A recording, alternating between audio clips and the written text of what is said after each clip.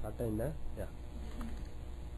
Om Gananam Tva Ganapatim Havamahe Kavim Kavinam Upamasravastamam Jyashtarajam Brahmanam Brahmanaspata Ana Shrunvanno Tidhisi Dasadanam Om Shri Mahaganadhipataye Namah Om Vrishabham Charshaninam Vishwarupamadabhyam Brihaspatim Varenyam Om Tadvishno Paramam Palam Sada Pashyanti Surayah Divi Vachakshuratatam Om Shri Mahalakshmyai Namah Om Shri Madhadakshamurtaye Namah Om Shlim Dhrim Jyotirbrahmaya Namah. Can everybody say Hare Rama Krishna 3 times? Om Hare Rama Krishna Hare Rama Krishna Hare Rama Krishna.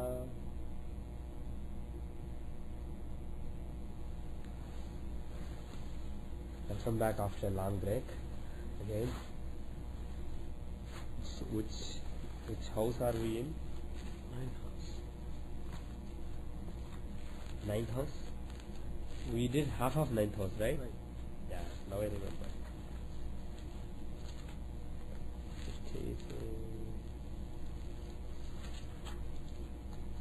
Which page? Upcoming.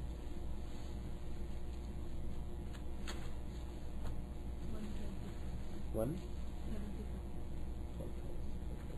Right.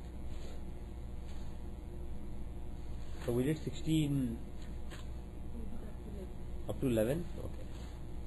We did 11 slokas.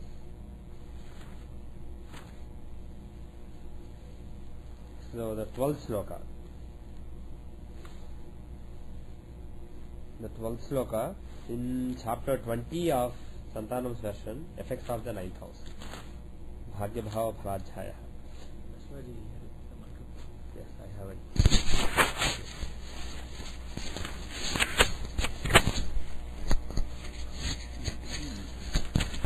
Sorry,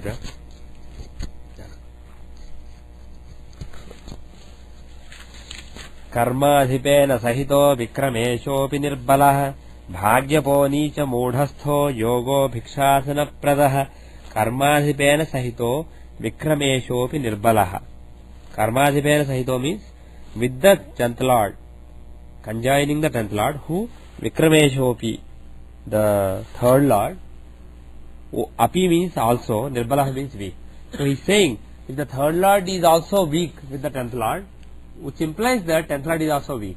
So 10th and 3rd Lords are together and they are weak. And both of them are weak. Exactly what kind of strength he is talking about, we are not sure. But they are somehow weak.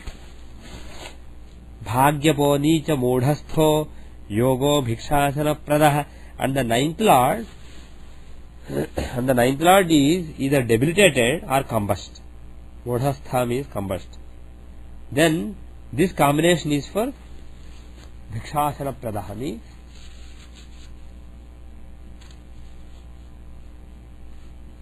living by begging. The person goes begging for his food. Interesting. Okay. Sasthastamavyaye bhanu randhre se bhagya samyute. Sasthastamavyaye bhanu randhre se. I should turn this off. Sasthastamavyaye bhanu randhre se bhagya samyute. Vyaye se lagna rasisthe shashthe se panchame sthite. Jatasya jananat purvam janakasya mrutir bhavet. Okay. We will stop with one and a half verse. We will see. Sasthastamavyaye, 6th, 8th and 12th, Bhanu means sun. The actual word is Bhanuhu, but after Sandhi, because Ra comes after it, it becomes Bhanu. Bhanu actually has two meanings also. Bhanu can also mean two suns. It's basically the Dvivachanam, the dual case of sun, but there are no two suns in astrology, so that's not the meaning here. It is simply Sandhi of Bhanu plus Randhresha, becomes Bhanu Randhresha. So, sun is in the 6th, 8th or 12th house. Randhreshe Bhagya Samyute. The eighth lord is in the ninth house. Yayeshe Lagna Rasiste. The 12th lord is in Lagna. Sastheshe Panchame Sthite. 6th lord is in the 5th house. Jatasya Jananat Purvam Janakasya Mrutir Bhavet. Jatasya, for the native, Jananat Purvam, before the birth, Janakasya Mrutir Bhavet. Father will expire. Father will expire before the birth of the person. Why all these? Pardon me? Okay. Sun has to be in the 6th or 8th or 12th. Basically the Karaka, Pitrakaraka has to be in a Dusthana. The 8th lord is in the 9th house. 8th lord is in the 9th house. Randhe se Bhagya Samyute. Yaye se Lagna Rasisthe. So 12th lord is in Lagna. So Lagna contains the 12th lord. Sashthe se Panchame Sthite. And the 6th lord is in 5th house.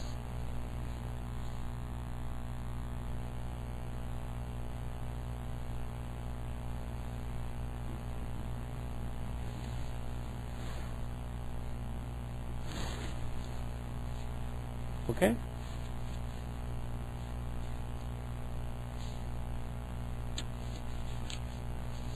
The next combination is Randhrasthana Gate Surya.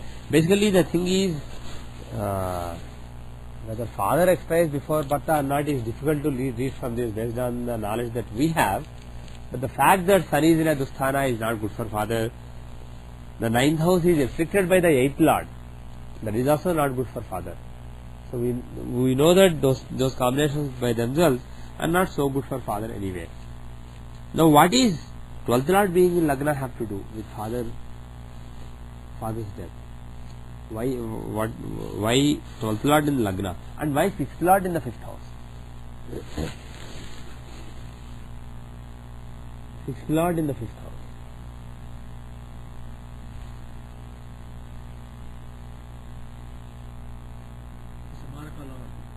Sorry? 6th house is the second house. 6th house is second house from 5th, okay? The Marka Lord is Right, but why for father? it should have something to do with 9th house. Yeah. So taking the 9th house as reference, the 6th house is nothing but the 10th house. So the 10th lord is in 9th for father. 10th lord is in 9th for father. And the 4th lord is in 5th. 10th lord is in 9th, 4th lord is in 5th for father. Why what is so big? What is it? Yeah. So what is the big deal about those two?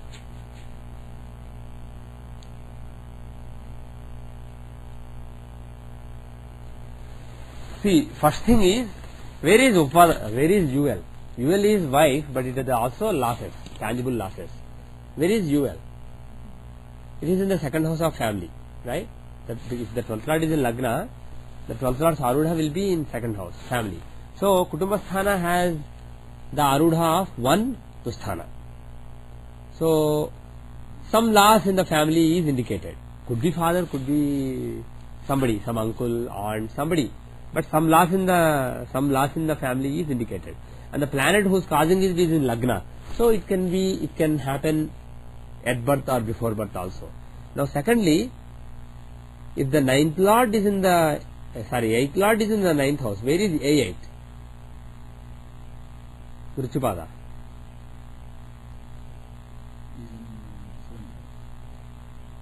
No.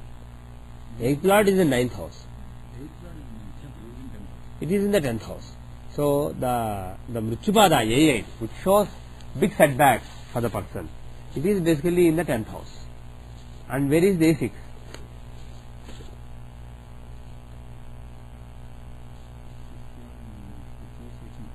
Yeah.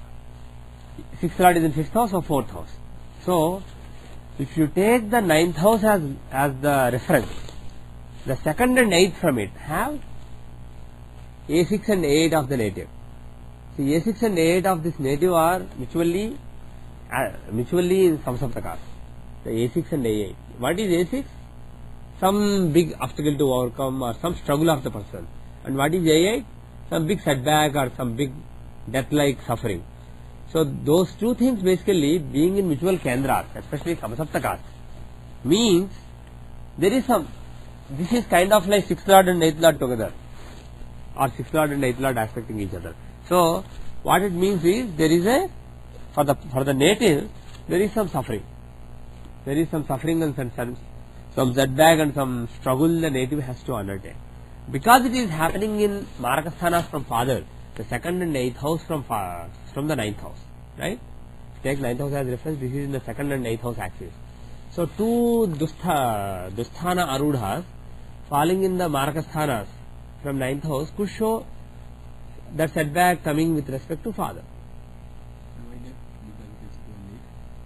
Those are the Marakasthanas. So it could be death. But the thing is, we don't have a clear logic to say that it will be death. Parashara gave their combination, but based on our intellectual level, all we can say is there will be some struggle and some setbacks relating to father for the person. That is all we can read from the knowledge that we have into this combination.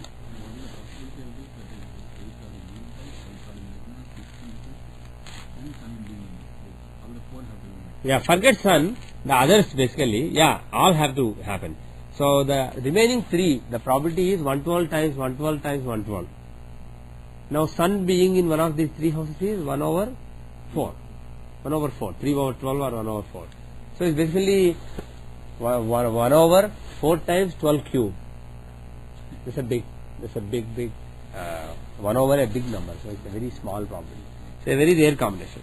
So even if you find it partially, not fully but partially satisfied, there can be some problem relating to father. Okay.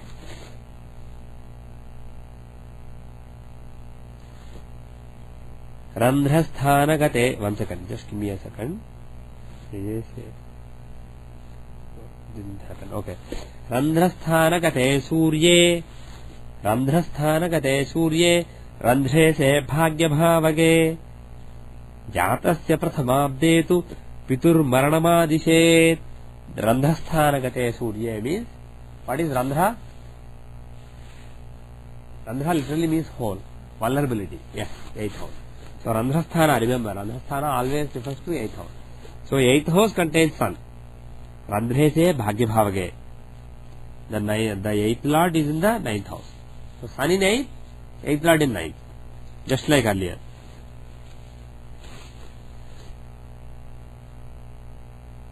Jatasya prathamabde tu pitur maranamadishe.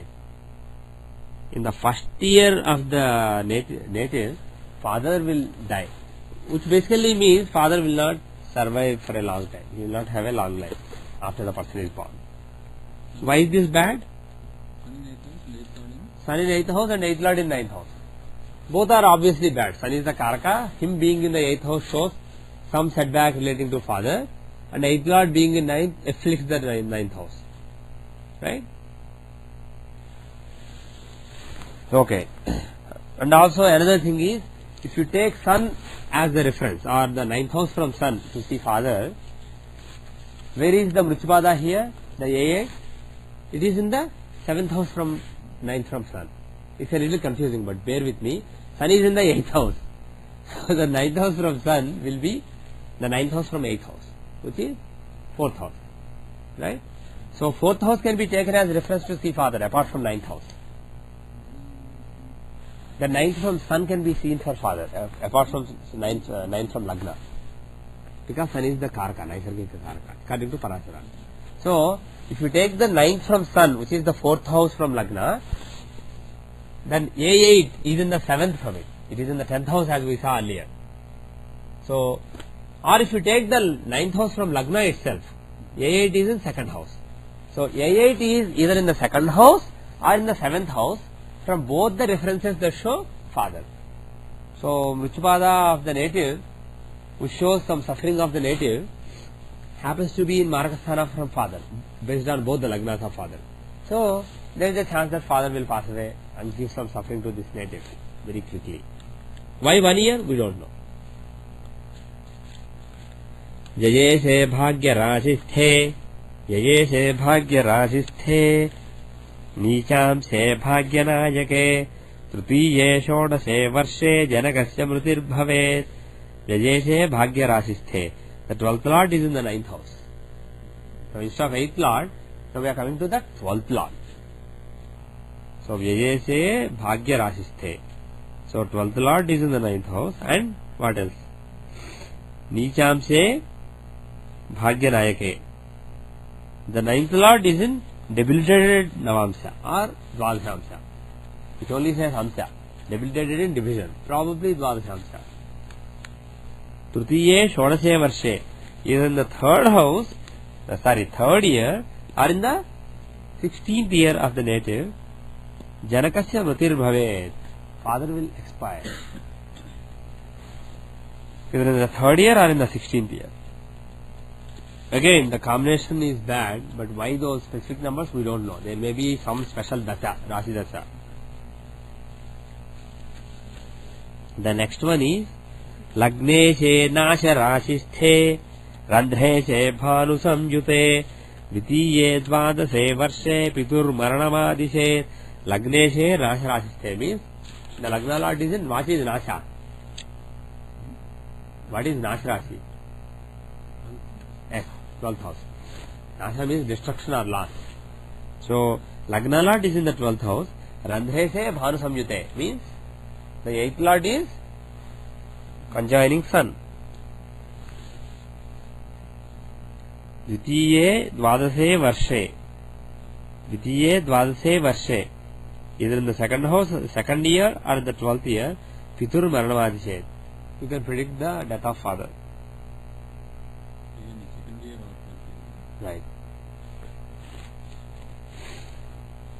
Bhagyad Randhagate Rahau Bhagyad Bhagyakate Ravau Shodaseshtadase Varshe Janakasya mritir bhavet. Bhagyad Randhagate Rahau. If Rahu is in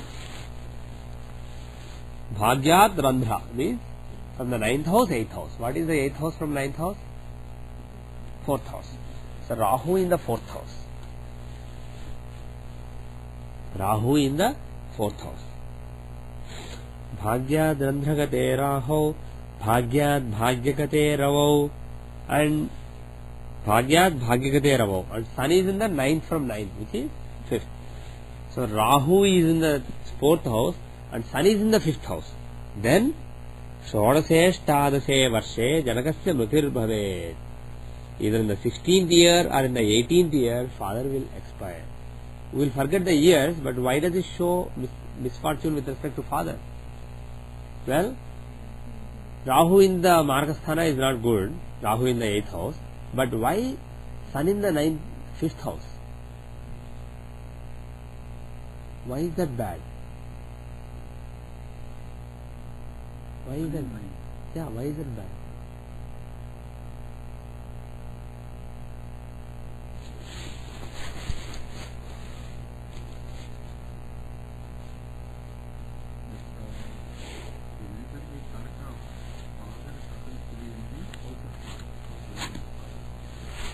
He happens to be active in the 5th house, because 9th from 9th. Yeah. So all those Karaka Bhavanacha, all those don't apply. Anyway, those are controversial. They don't apply.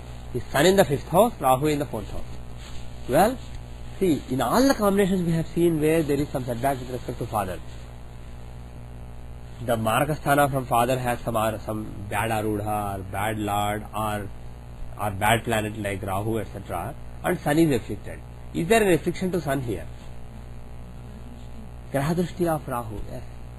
So, even though Sun being in the 5th house per se may not be really bad for father, Sun being in the 5th house, being aspected by Rahu, is not good for father. Okay? So here Rahu is in Margasthana from the 9th house, 8th house, he is in the 8th from 9th, and he is aspecting Sun. The two from that bad house. He is aspecting the Karaka for father. That is why it is not good for father. Now why 16 and 18? There may be important years with respect to Rahu, based on Naisargika Dasha or something. We have some natural years that are taught by Sanjay ji, but by no means the list we have is complete. Basically, during various years in the person's life, there may be certain planets that may be dominant, and there may be some lost knowledge, and all these numbers may be coming from that knowledge. But what Parashara teaches is 16th or 18th year can be fatal for father. The next one, yes. If Sun in 5th aspect and Rahu in 9th, is what the combination is. No, Rahu in 4th. Rahu in 4th, Sun in 5th. Rahu has aspect on the second house from second house. Right. Yeah, 4th house. But if Sun and Rahu are together in the 9th house, Yeah. that itself is a bad combination. Sun and Rahu are together in the. Conjoining in the 9th house. Okay, fine. That is also bad. It is not mentioned, but that is also bad. Yes, you are. Now, Parashara has given some combinations which we are learning, and now you have mentioned another combination which is logical. Yes. I have that combination. Oh. But my father was alright. Okay. What I was 40. Mhm. Where is the ninth lord? Oh, so Sun happens to be the ninth lord.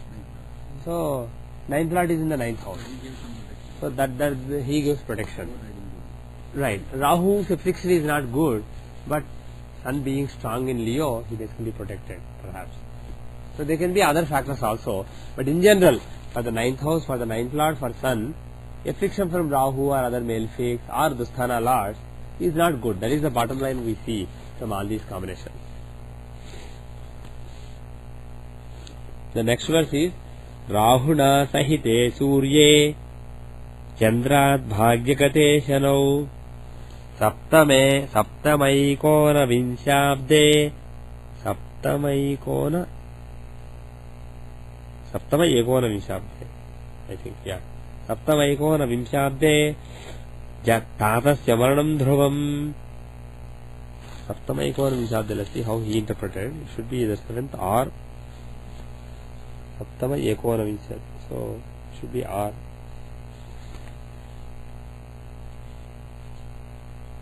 Oh my god. Pardon me? 7th R. Okay. That makes sense. Cool. Pardon me? Ekona Vinshabde means 19. The thing is, what is surprising is everywhere he said Shodase, Ashtadase. Which means he used the Saptami Bhakti for both of them. In the 16th, in the 18th. Which means in the 16th or in the 18th. Like that he read. Dvitiye Dvadase. Dvitiye Shodase. Like that he gave, whenever he gave two numbers, he gave the Saptami Bhakti of both of them. Here if he does it, it should be Saptame Ekona Vinshabde. You don't, if there is no Sandhi for Saptame Ekona Vinshabde, it doesn't become Saptama Ekona Vinshabde. It becomes only if you do Saptama plus Ekona Vinshabde, which means 7, 19. So it doesn't necessarily mean in the 7th, in the 19th. 7, 19, combining them like that is a little weird. That's why I was wondering how he interpreted. But that's the only logical interpretation. So Rahuna Sahite Surye. If Sun is with Rahu, like you said, but not necessarily just in the 9th house, anyhow. If Sun is with Rahu, that itself is bad. Chandrat Bhagyakate Shanau. In the 9th house from Moon, there is Saturn. Then Saptamaikona Vimshabde, in the Saptama or Ekona Vimsha. In the 19th or 7th year, Tatasya Varanam Dhruvam. Then father's death is Dhruvam, means definite.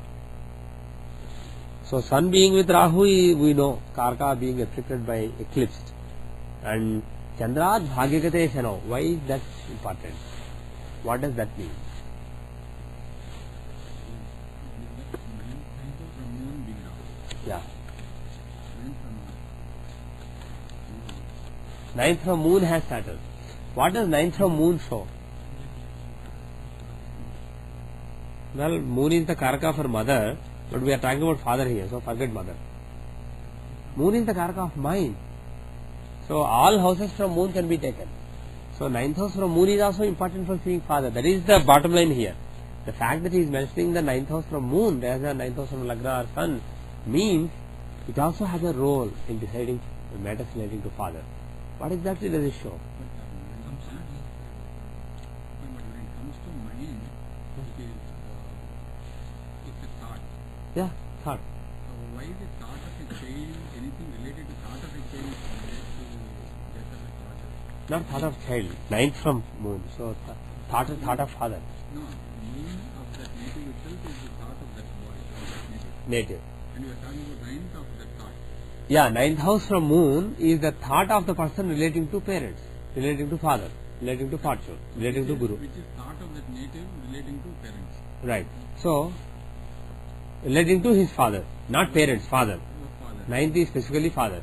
So, Saturn afflicting that house means the person will have some sad thought. When Saturn comes into picture, when his dasa comes, or when his Naisargika dasa comes, or when his natural years come, when his Antardasa comes, the person may become sad with respect to father. If he loses father, if he or she loses father, the native will become sad about father, right? So, when you are trying to predict the death of father, if the person becomes sad as a result of father passing away, perhaps ninth house from moon is important. Ninth house from moon is the emotions of the person relating to father, thoughts of the person relating to father. And Saturn, so 7 and 19 somehow are relating to Saturn.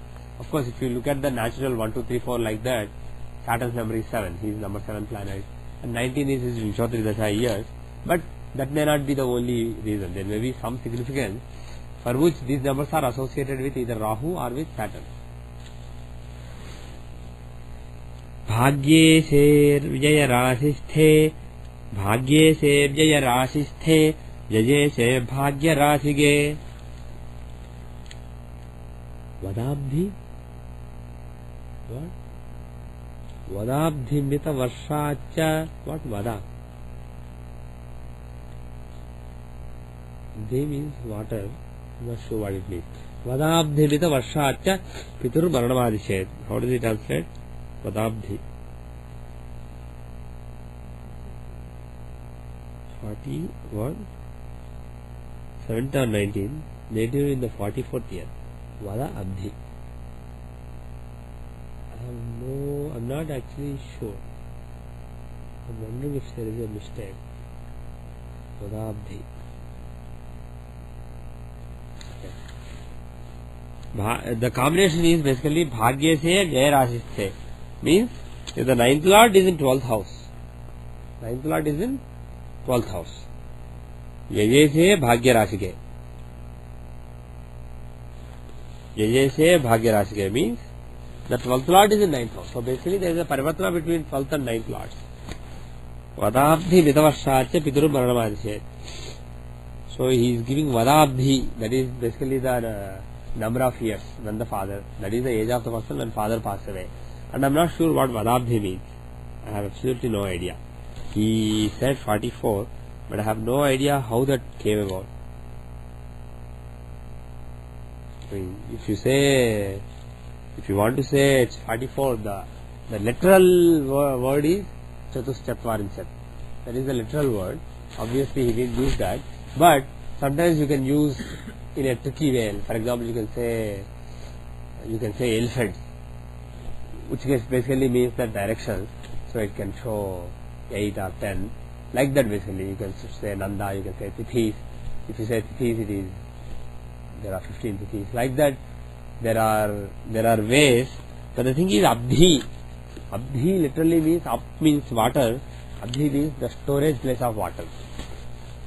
So I am not sure what Vada means. Vada actually literally means speaking, speeches. Oh, actually there are 4 kinds of speeches. Yeah. So there are four speeches, right? The kind of speeches are Vaikhari, Pashyanti, Para, Pashyanti, Majjhima, Vaikhari. These are the 4 kinds of speeches, right? So actually Vada, speech is, there are four kind of speeches. So 4 is understood. Abdhi literally means Samudra, ocean. I mean, it can mean any storage, any reservoir of water, but specifically it can mean ocean. Jaladhi, Abdhi, all these words are indicated to, they indicate ocean. How many oceans are there in the world according to scripture? 7. So I will interpret it as 4 and 7. Pardon me?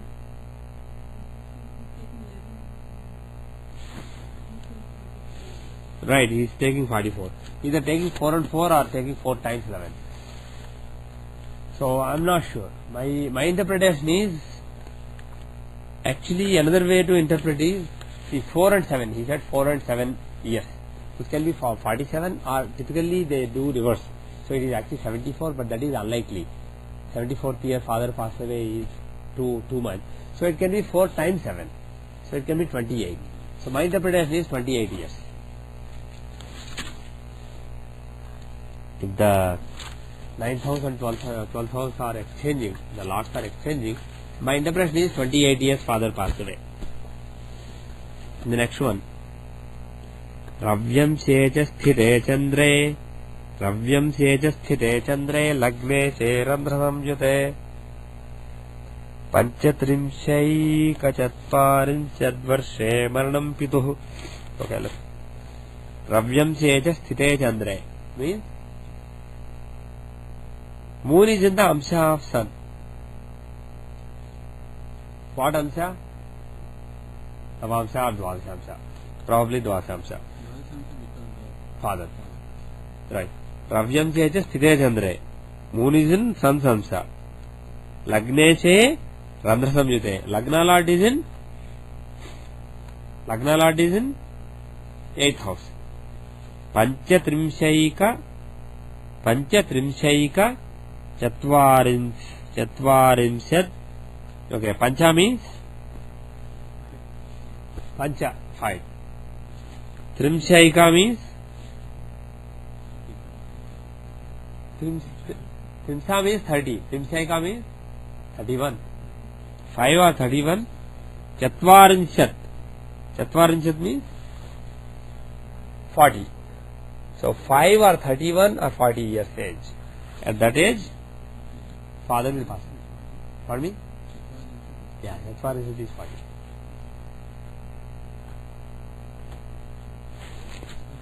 Trimshat means 20. Trimshat means 30. Trimsha means 30. Vimsha means 20. Chatvarimsha means, actually we have Chatvarimshamsha. D40 is known as Chatvarimshamsha. Akshvedamsha or Chatvarimshamsha. Then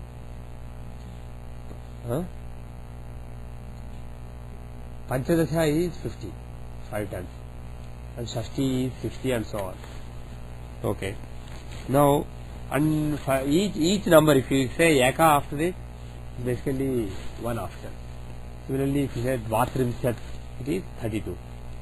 Like that, all these numbers go. So anyway, so here 5 or 31 or 40 years age, father will pass away. Yeah. Moon is in Samsamsa and Lagna Lord is in the 8th house.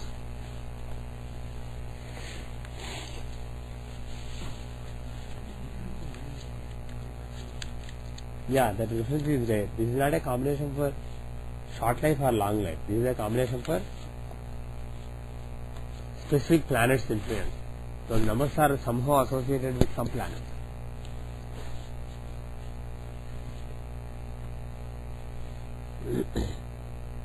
Okay, the next one.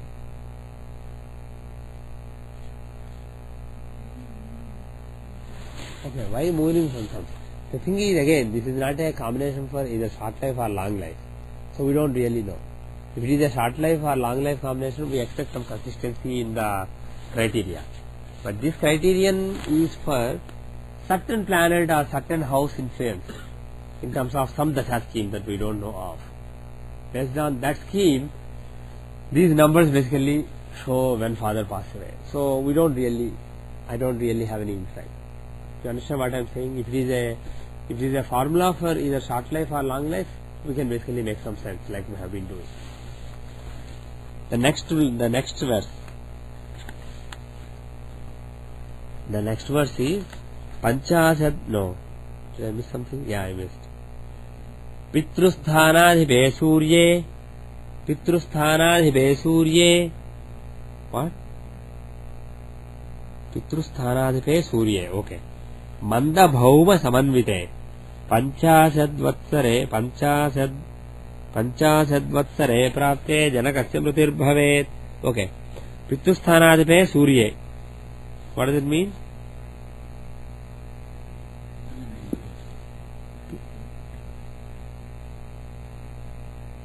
Pitrustanadhipa Surya. That means sun was the ninth house.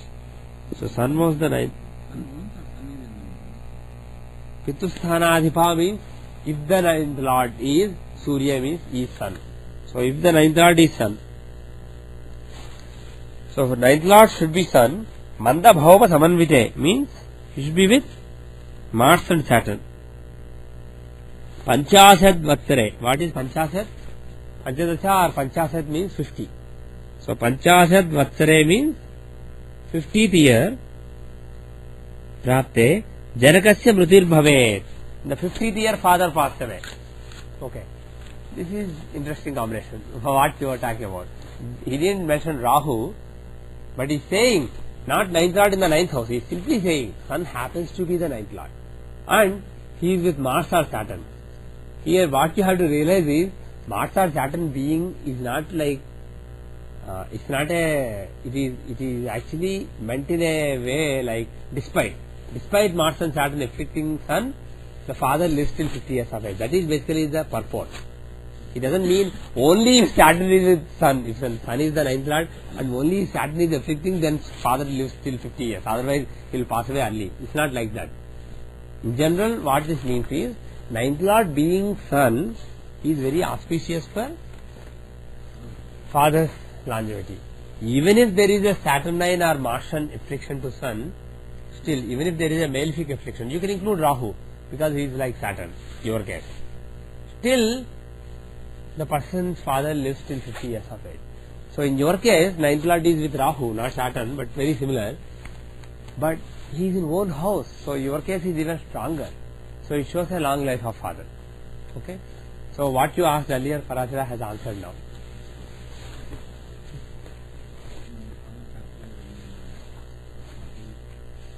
You are 42. Yeah. So approximately 50. Bottom line is long life. Right.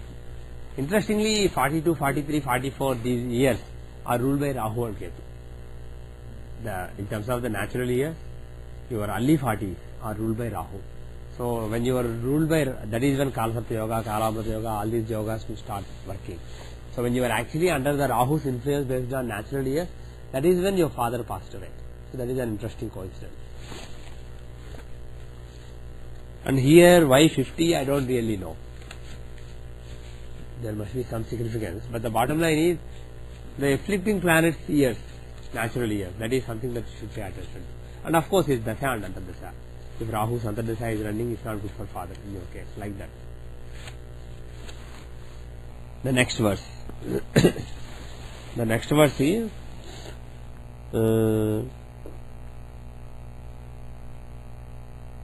where are we?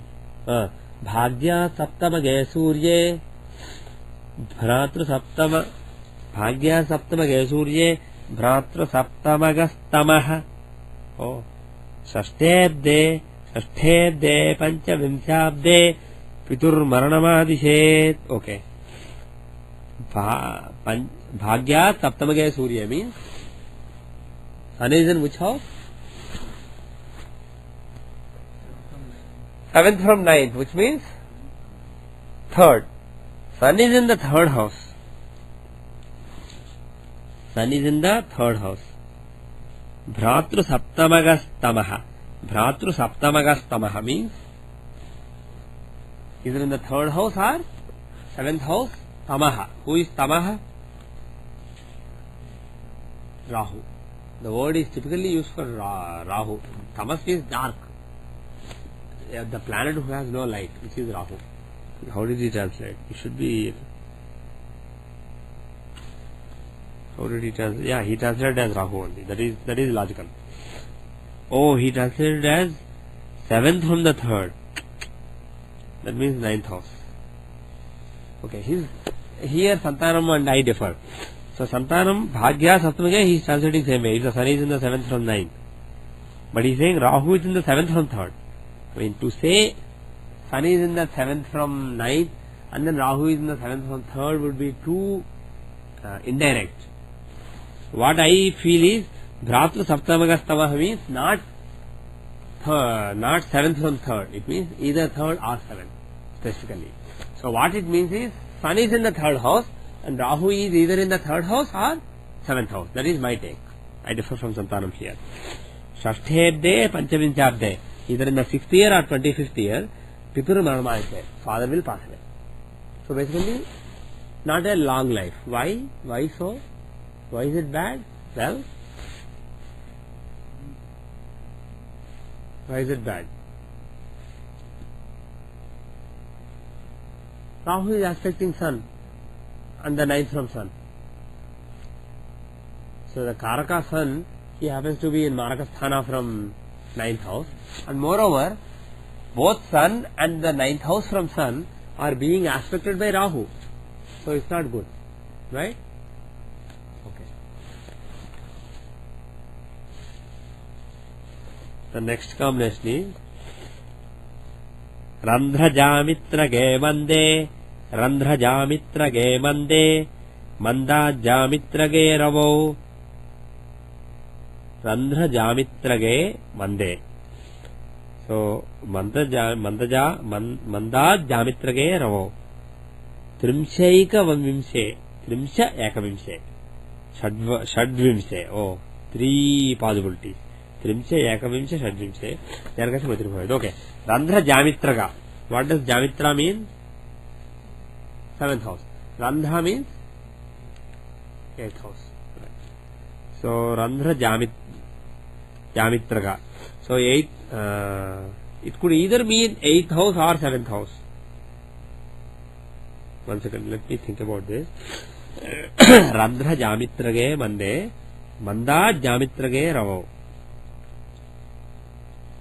So Santanam translated as Saturn is in the 7th from 8th. It means 2nd house.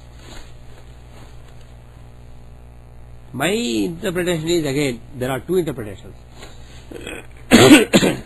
you can, like Santanam said, you can say Saturn is in the 8th from 7th, or you could simply say Saturn is in either 7th house or 8th house.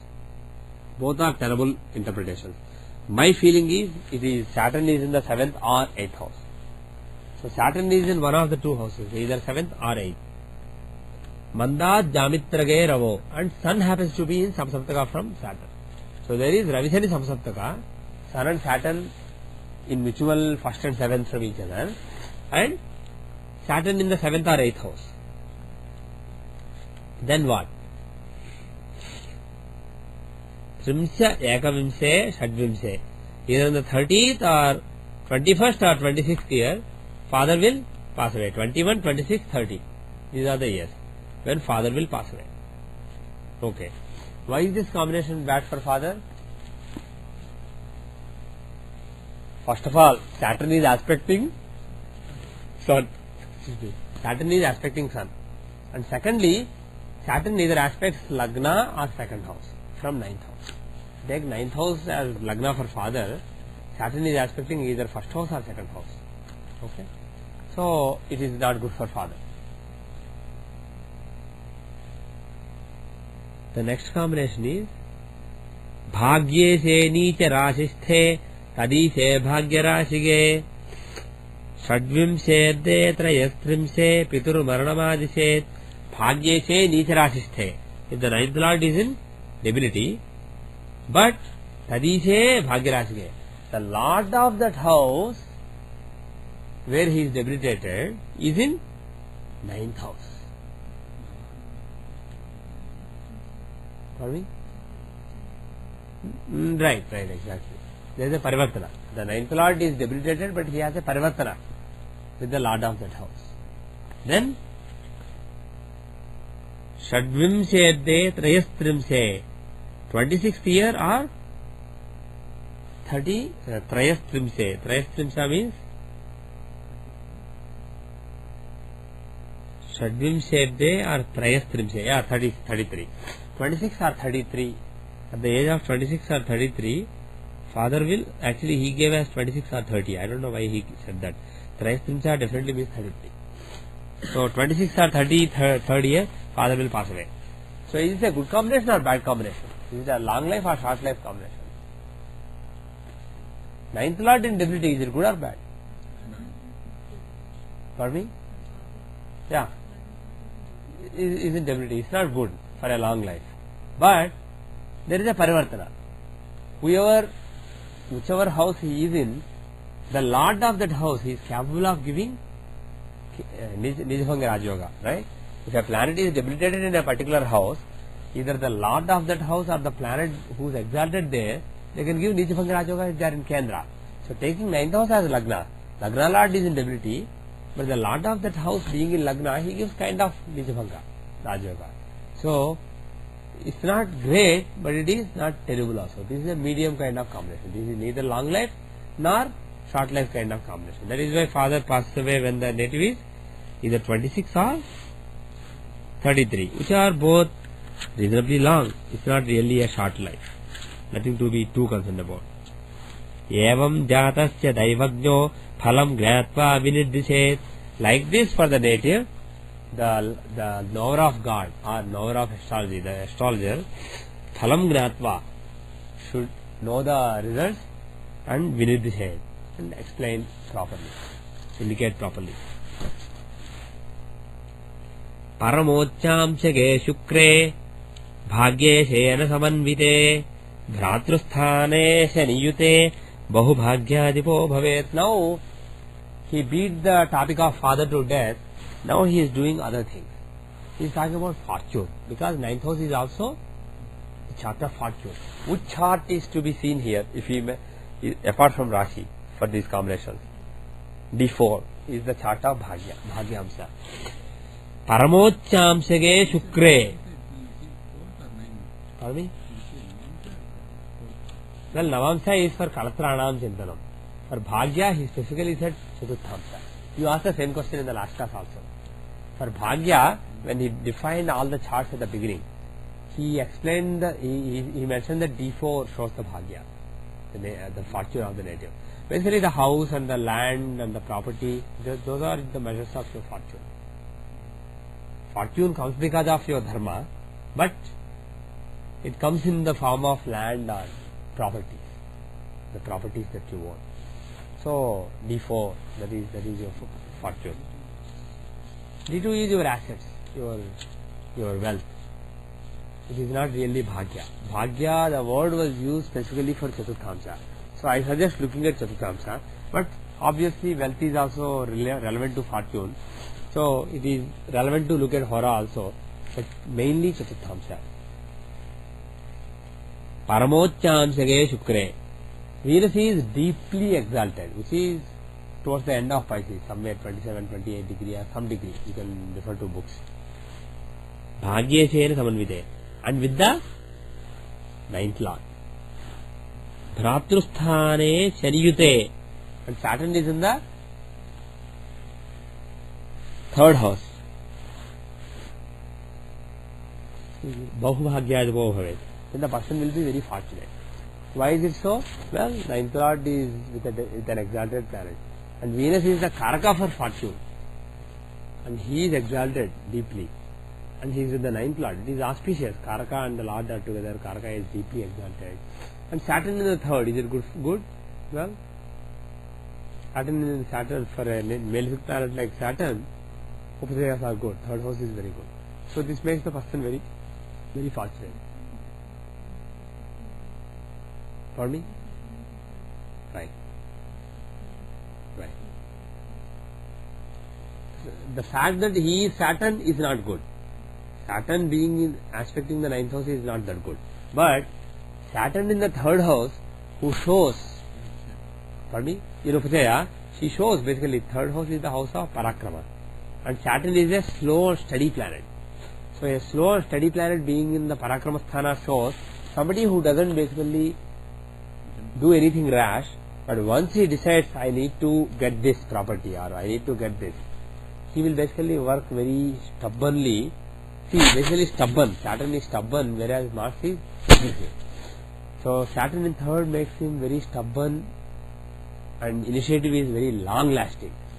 So when that kind of Saturn is aspecting 9th house, all that initiative is used for fortune. So it is good that way. Very determined, extremely determined and stubborn. Of course, if 9th lord was weak and Venus was weak, then simply Saturn being in the 3rd house won't ensure great fortune. But here is all round good combination. A malefic in the third house aspecting 9 and ninth lord with exalted Venus. The next combination.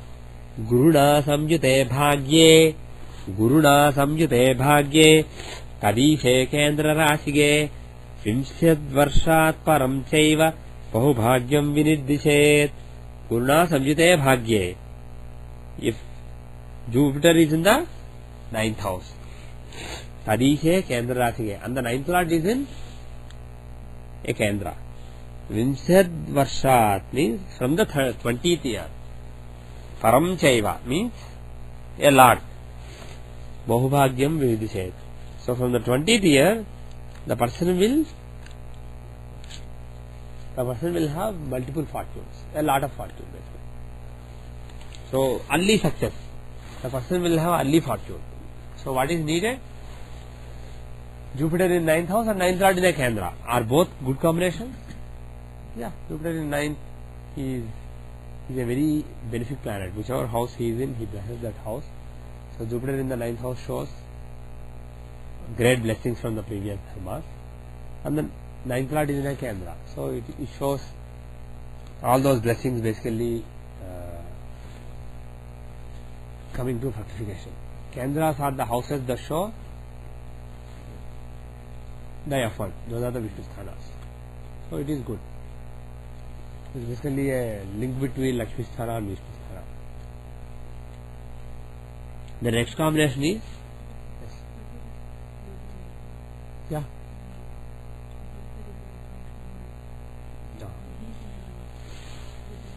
Right. Right.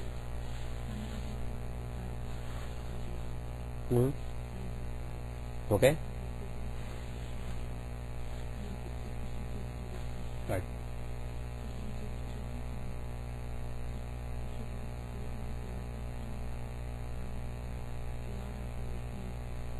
Right. He may either, instead of playing one role versus the other, he may actually combine the two roles. Because he wants to give fortune, but at the same time, being the sixth lord, he wants to give some struggle. Well, it depends on how the sixth karka is. Because for the project of making this person fortunate or making this person dharmic, Jupiter is project manager. He is accountable for that project, right? And being in that house, he will take good care of it. But the job entrusted to him, he is not really accountable for it, but a job given to him is to give struggle. Depends on how strong the project manager of that project is. If he is strong, he will say, well man, you got a promotion and you are project manager of that project, but you are very much on my project. You are managing a group in my project. You have to do justice to that group. So give some struggle also. So it depends on the strength of Mars and Saturn, who are the karkas of the sixth house. If they are strong and if they have a good relation with Jupiter, he may actually end up giving both.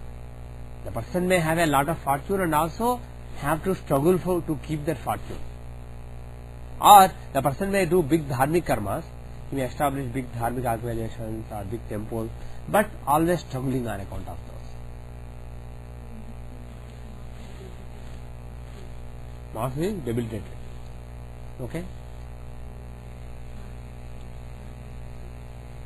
If the third and sixth lord is debilitated, then that indication is weakened. Yeah.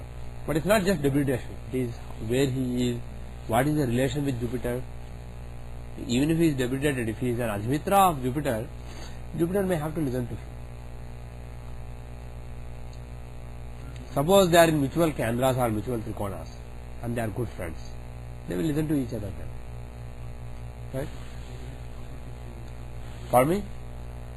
Exactly. Excellent point. So there may be some fortune through litigation also. There are so many possibilities, 15 possibilities. You just have to be creative and hopefully the right inspiration will come to you at the right time. Excellent. Very good.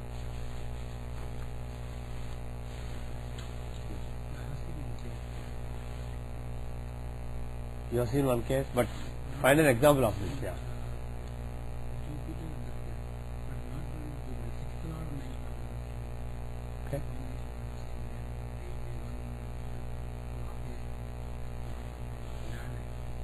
I see. Interesting, yeah. Good combinations are associated with ikhtilat. It can come after litigation, or it can come with struggle. Of course, litigation is a struggle. The next verse is Paramocham sage saumye bhagye se bhagya rasige. Paramocham sage saumye. Mercury is deeply exalted now, not Venus like in the previous one. Bhagye se bhagya rasige. Ninth lord is in ninth house. Shatrimshatya param chaiva. Shatrimshatya param chaiva. Bahubhagyam vinirdishe. From the 36th year, there will be great fortune. Okay, so ninth lord in the ninth house, in general that shows great fortune. And Mercury is deeply exalted. So it is from the natural year of Mercury, 36. Could even be earlier, 24 like that. Or it could even be Mercury under the chart. But basically, Mercury being deeply exalted is good for fortune. Any planet actually being deeply exalted is good. And Mercury is Karaka for, Venus is Karaka for Bhagya, that is why Venus was mentioned earlier. And Mercury is not really Karaka of fortune, but he is Karaka of livelihood. So if he is exalted, the person can have good livelihood or even business. Mercury is the Karaka for business. So either in the job, professional, basically professional fortune. The next combination is Lagne se bhagya rasisthe bhagya se lagna samjute. So in the lagna, ninth lords have a parvatana. Guruna samjute june dhanavahana labhakrut. Okay. So lagna lord and ninth lord have parvatana. Guruna samjute june. The seventh house is conjoined with Guru, Jupiter. Dhanavahana labhakrut. Then the person will have wealth, vehicles and profits. It is a good combination. Why is it a good combination? Well, Lagna Lord and ninth Lord are equally exchanging, and Jupiter being in the seventh house, he is aspecting the Lagna, he is aspecting the ninth Lord. So Jupiter's aspect on the ninth Lord is there.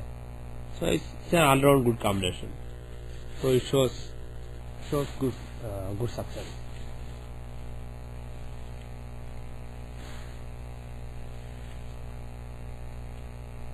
And this also means if Lagna Lord is in ninth and ninth Lord is in Lagna, where is AL and where is A9? Both will be in the fifth house. Right? So fifth house has a conjunction of AL and A9. Is it a good yoga or not? It's basically a materialistic Raj Yoga.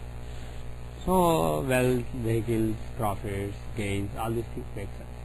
It's a nice Raj Yoga.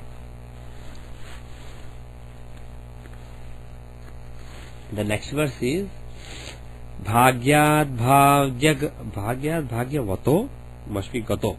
Bhagyad Bhagyagato Rahus Tadishe Nidhanam Gate Bhagye Se Nicha Rasisthe Bhagye Hero Bhavennarah.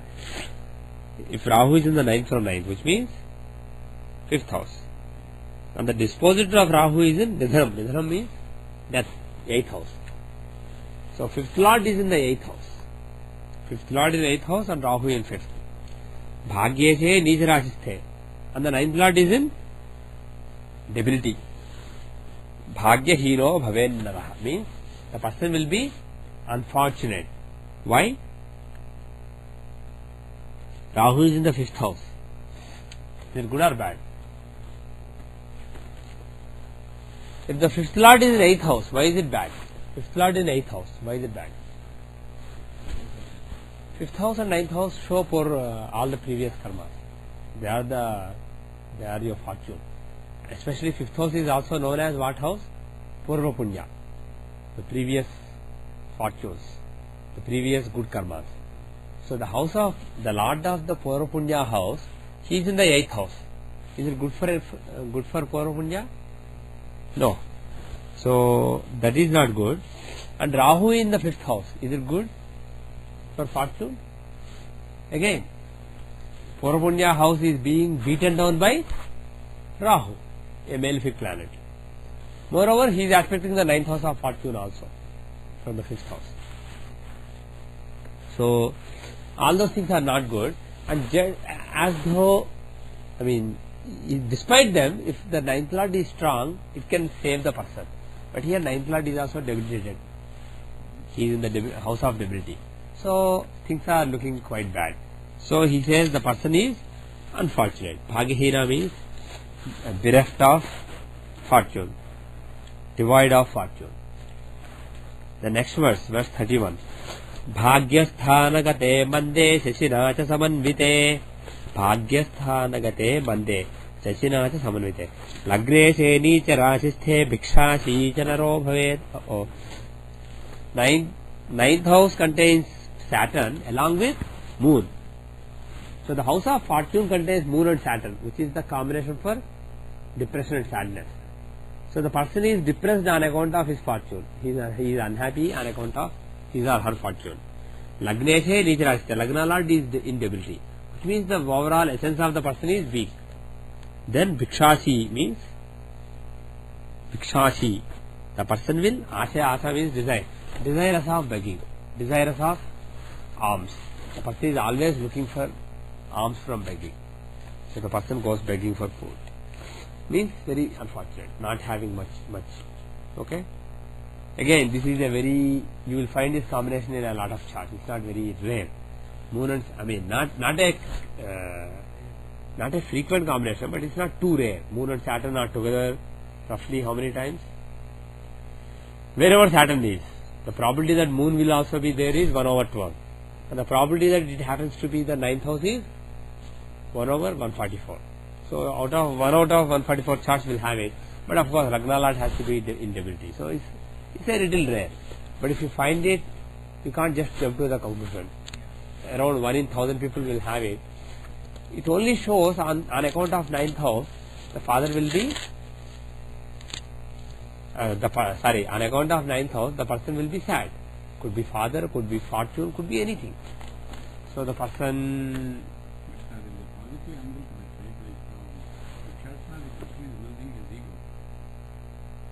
Okay. Okay. Yeah, okay. Because saintly people, the saintly person, they're always begging. He's begging and they have lost the ego is at the... Yeah, but this is not a combination for losing ego. This is a combination for being sad at your fortune. So if you are looking at a saintly person who is living by begging, probably you won't find this combination. You will find some other combination. Because this combination is not coming from losing ego. No, I'm not, I'm a different, not referring to ego. Right, Didn't come to me, but I was thinking that when you said the combination is the person lives on the begging. Yeah. But most you see most of the spiritual or the renounced people, they only get their food. I know, but that is what I am saying. Probably you should not expect this combination to be present in their chart, because this combination is talking about it could also mean Moon and Saturn together could also, it's a combination for renunciation. So their being in the 9th house could also actually, what you said, I take what I said back. It could also mean for dharmic reasons to renounce, to detach the mind from your fortune, from your positions and fortune, to detach your mind. So it could either mean being sad on account of your fortune, or it could also mean renouncing or detaching your mind from your fortune. Could mean either of them. But the thing is, Lagna Lord is in debility. If a big saint is there, you won't expect Lagna Lord to be weak. You expect Lagna Lord to be strong. But again, if Lagna Lord is debilitated, it doesn't mean the person is weak person. It means the person may be working hard. So it is possible to find this in a saint's chart, but I will only expect the first part, Moon and Saturn together, or even together in the 9th house. That is a possibility. But Moon and Saturn, but Lagna Lord being in debility It is specifically a combination for misfortune. For a Lagna is the overall essence of the person, the character and essence of the person. That is basically weak. There is something, Lagna Lord being debilitated means the person is in general sad, in general depressed. He is not a very optimistic kind of person. He is a pessimistic kind of person. So this is a combination for somebody who is unfortunate and he is begging and is not too excited about it. The last combination. Oh, no combination actually, just summary. Evam bhagya phalam vipra. Like this, the results of the ninth house, O Brahmin, Sankshepat Kajdam Maya. Very briefly explained by me. Lagnesha bhagya bhavesha. Lagnesha, Lagna Lord, bhagya bhavesha. The ninth Lord, Sitya Anyadapi. From the position of the Lagna Lord and the ninth Lord, and from other things also. With this head, you should judge the ninth house results. So this is what Parasara teaches about the ninth house. So we will move to our careers in the next class. That will probably take a couple of classes. So that is the 11th house is very fast. 12th house also seems fast. Okay, so that is the end of the 9th house. And what I want to do is, you send the spreadsheet, thanks for it, the Excel spreadsheet. Did you get the latest one? I think I did. Yeah, I got it. But what I said is, I don't use all this. I just use what I use what my father uses basically. In the Pidapartivari Panchangam, Andhrapatrika Panchangam, there is a table basically. I just, apart from the Yurikotam, all these things, if you basically want a quick summary, synopsis of how good or how bad it is, people basically use these Gunamana Chakra or Gunankas. So I'll just distribute the Xerox copy. It is in Telugu, but luckily all of you know Telugu. Right now this is a Telugu class. Now we are using English. Fine. So the way I'll just explain the way you use this. So the bridegroom's nakshatra is on the top. Is on the top row. You see that Ashvi, Bha, Kru, Ro, Mru, right? That is Ashvi, Bharani, Kru 1. And then there is Kru 3, which is the remaining 3 padas of Kritika. Then Rohini, then Mru 2 is first 2 padas of Mrugasara. Then the next Mru 2 in the next box is Mrugasara 3rd and 4th padas. Now you must have understood everything. So these boxes are 12 Rasis. See, first box has Ashvi, Bha and Kru 1. So that is Mesh Rasi, Ashwini Nakshatra, Bharani Nakshatra and Kritika first padam. The next box has Kru 3. 3 means 3 padas of Kritika. Second, third and fourth. Rohini, Ro for Rohini and Mru 2 for Mrugasara first and second pada. The next box is Gemini Rasi, Mithun Rasi. It has Mru 2, which means third and fourth padas of Mrugasara, Ardra and Puna 3, which means Punosu first and second and third padas. The next box is Cancer, Karka Rasi. It has Pura 1, which means the last one Nakshatra Pada of Punarvasu, which is Punasu 4th Padam. Pushmi Aslesha, right? Like that, find the Rashi and the Nakshatra Pada of interest. Locate that for the bridegroom in the first row, okay? And then, bride's Nakshatra, similarly you see, yeah, the top row is bridegroom. Locate bridegroom's Nakshatra there. And bride, Vadhu Nakshatra is this column. So, bride's Nakshatra locate in the column. And then match them. That column, row entry that you found, match them, find the number. We'll just do an exercise. Suppose there is a boy born in Hasta Nakshatra and a girl born in Ardra. What are the Gunankas? Girl is Ardra. So, Ardra is in the third box, right? In the middle of the third box. So write a line from Ardra, horizontal line from Ardra, and go till Hasta. What number do you get? 24. Everybody got 24? One more. The girl is born in Jyeshtha and the boy is born in Anuradha. Boy Anuradha, girl Jyeshtha. Okay. One more.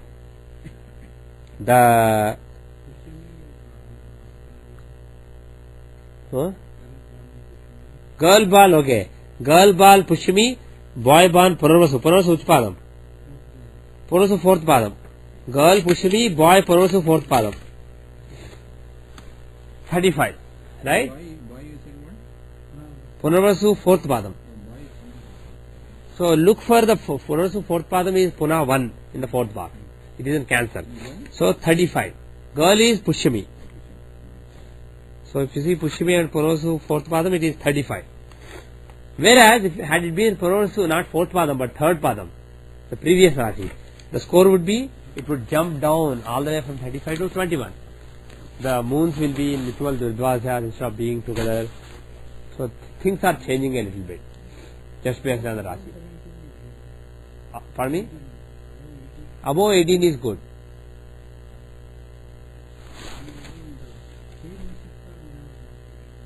Pardon me? Yeah. If you see here, you see some match, some don't match. Actually,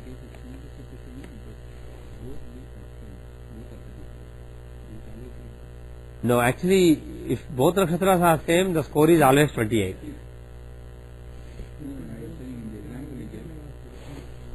Yeah.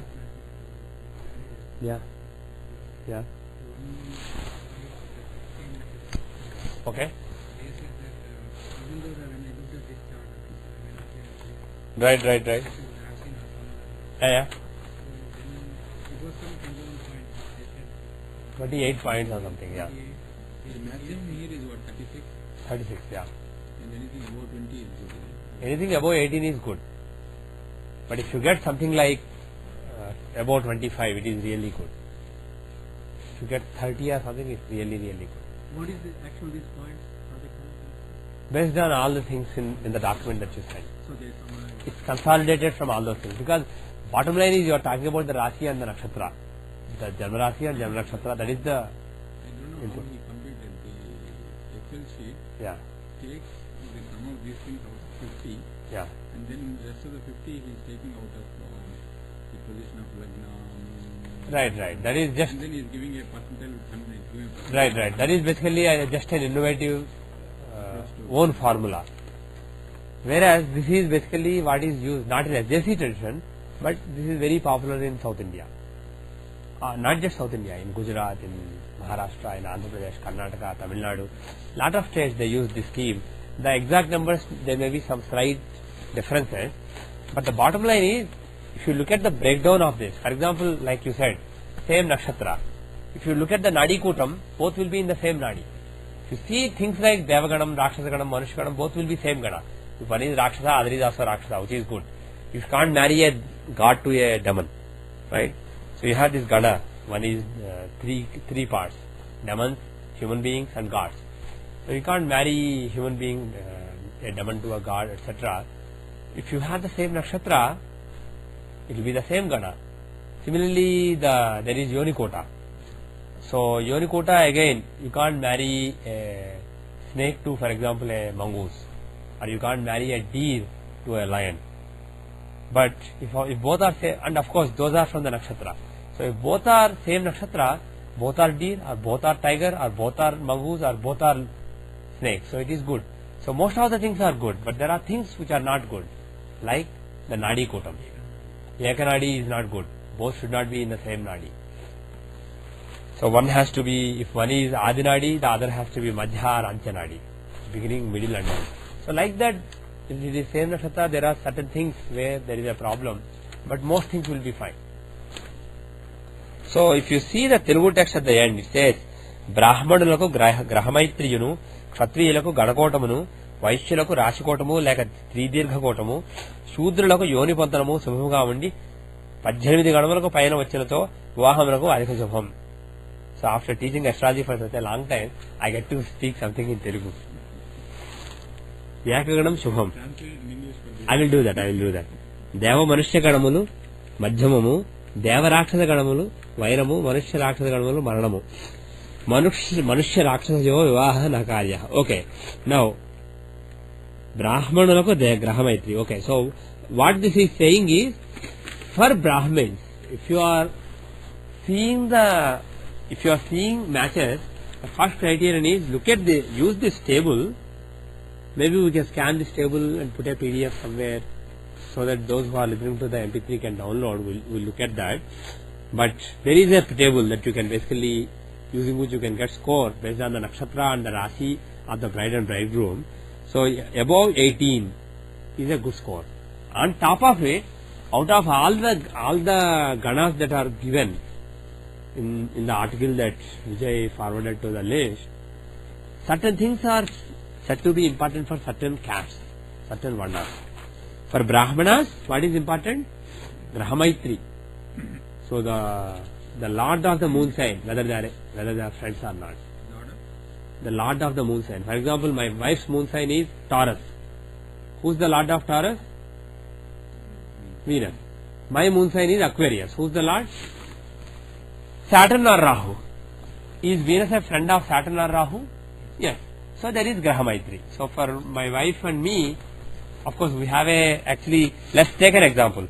I am born in Purvabhadra 3rd Padam and my wife is born in Mugashira 2nd Padam. What is the score? Which is the what? 2nd Padam. 23? What? I am born in Purvabhadra 3rd Padam. Yeah. 29. Right. So in the you look at the column corresponding to Purvabhadra 3rd, which is basically in the 11th box.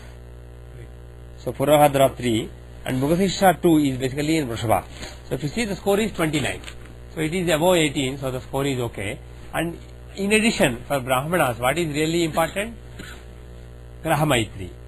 So Venus and Saturn are friends, and Venus and Rahu are also friends. So it is a match that can be approved just based on the thumb rules used in tradition. On top of it, we can use Upada and all these things that we have in astrology, our tradition. Okay, but this is the basis of so many marriages, successful marriages in South India. This particular table. Now, for Brahmanas, Graha Maitri. For Kshatriyas, what is more important? Ganakotam. What is Ganakotam? The Rakshasa, Manushya and Devaganas. I haven't printed out that page, but that is there in the document also. I just printed this summary because instead of you doing all the math and adding them up, you can just refer to the table. But for Ganas, you can refer to the document sent by Vijay or Keshu, one of you sent the document. So certain nakshatras are part of the human group. Gana basically means group. Human group, certain are demon group, or certain are god group. So you should basically try to find the same kind of group. So if you get the same group, Yakaganam Shubham means same group is auspicious. Deva Manushya Ganamalu Madhyamam.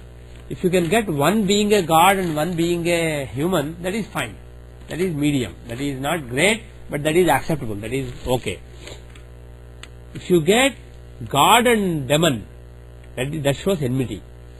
If husband and wife, one of them belongs to the godly group and the other belongs to the demonly group, it shows them at loggerheads and fighting all the time. But they will be able to fight. The gods are capable of fighting the demons.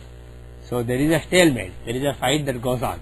On the other hand, if you take human being and demon, the demon can kill the human being and eat. So it basically shows maranam. The result given here is even death is possible. It may not be literal death, but one person will be suffering like anything. So Manushya Rakshasayo Vivaha Nakaryaha. You should never do a marriage between a human being and a demon. Of course, if you find somebody's Gana being Rakshasa, don't tell them you are a demon. Not really like that.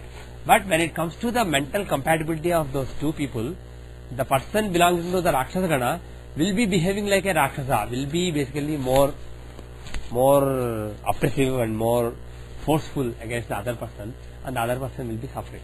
Why did you say that that is applicable to everybody, right? Why only for Okay, now it is applicable to everybody, but if you want to look at each Gana for everybody, you can do that. But but why is he separating Ganakotam only for Kshatriya? That's what I am saying. You can look at all quotas, each of the quotas for everybody. But the problem is, there won't be a perfect match. You won't find a match which is giving good results with respect to everything. So, if there are Brahmanas The understanding is they are just a Brahmin man is interested in pursuit of knowledge, and the wife is also interested in serving the husband and getting moksha at the end of the life. Both of them are interested in moksha. So all these ego clashes and one dominating the other will not become a big problem. Whereas Kshatriyas, that's basically the royal caste, the warrior caste. So their nature is to fight and dominate. So in their caste, this particular compatibility in terms of who dominates who wins the fight, this is more relevant. And I want to make one point here.